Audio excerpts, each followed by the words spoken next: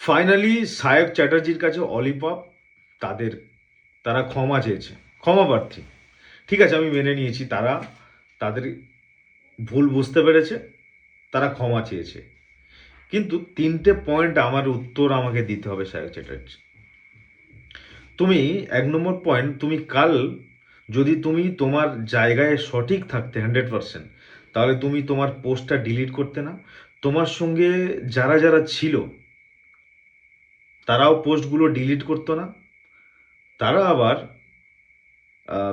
Post করেছে যে এই কন্ট্রোভার্সি আমরা চাই না, আমরা এই বিষয়ে কোনো মন্তব্য করতে চাই না। কেন হয়? এর মধ্যে কোনো না কোনো কারণ লুকিয়ে আছে। সোশ্যাল মিডিয়াতে বা হিন্দুত্ববাদীদের কাছে তুমি যে বিষটা ঢেলে গেছো, এর পিছনে কোনো রহস্য আছে। আমি 100% বলতে পারি এর পিছনে কোনো না কোনো রাজনৈতিক দলের হাত এই সায়ক চ্যাটার্জির সাথে আছে। আজকের থানায় তুমি কেন তোমার কেসটা উইথড্র করেছো? যদি তোমাকে জোর জবরদস্তি কেউ বিফ খাওয়ায়, অবশ্যই তোমাকে স্টেপ নেওয়া দরকার ছিল, কেননা তোমার কাছে ফুটেজ থাকা দরকার ছিল। তুমি একটা জিনিসের টেস্ট বুঝতে পারো না।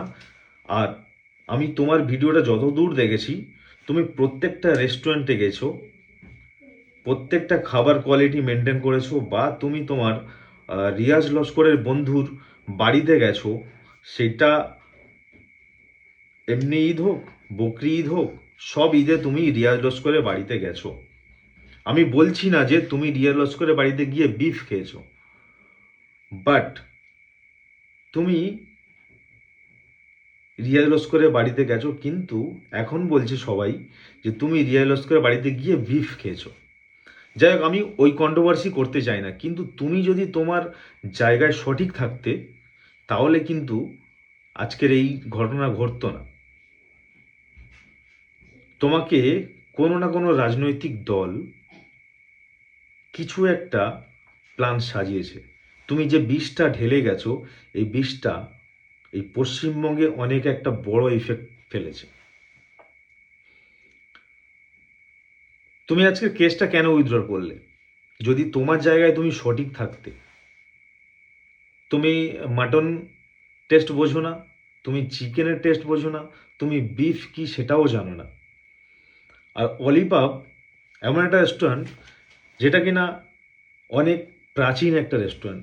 আর এখানে মোস্টলি যারা যারা খেতে আসে, তারা কিন্তু এই বিফটাকে পছন্দ করে। তুমি এটা জানতে? আমি একটা রেস্টুরেন্টে যাচ্ছি, যাওয়ার আগে আমি তার রিভিউটা দেখে যাই। আর তোমরা ব্লগার, অবশ্যই তোমরা আগে দেখতে জানো যে এই রেস্টুরেন্টে কী কী থাকে আর কী কী খাওয়ার ফেভারেট থাকে। তুমি জেনে শুনে কিন্তু একটা কন্ট্রোভার্সি করতে চেয়েছো, এই হিন্দু মুসলিম বিভেদ সৃষ্টি করতে চেয়েছো। এটা 100% আমি বলে দিচ্ছি, সায়ক চ্যাটার্জি যেটা করেছে একদমই অন্যায় কাজ করেছে।